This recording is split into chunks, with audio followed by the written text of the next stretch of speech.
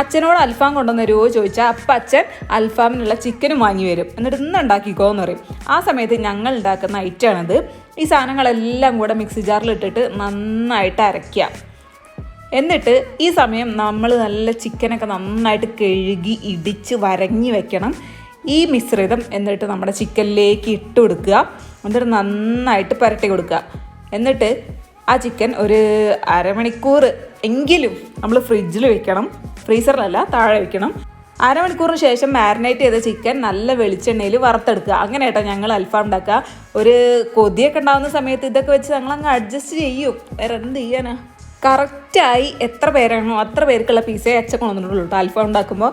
അപ്പോൾ ഇതൊക്കെ വെച്ച് ഞങ്ങൾ അടിച്ച് പൊളിച്ച് തിന്നു. മച്ചനൈസ് ഉണ്ടാക്കിയിട്ടില്ല കേട്ടോ ഞങ്ങളങ്ങനെ വീട്ടിലങ്ങനെ അത് ഉണ്ടാക്കാറില്ല.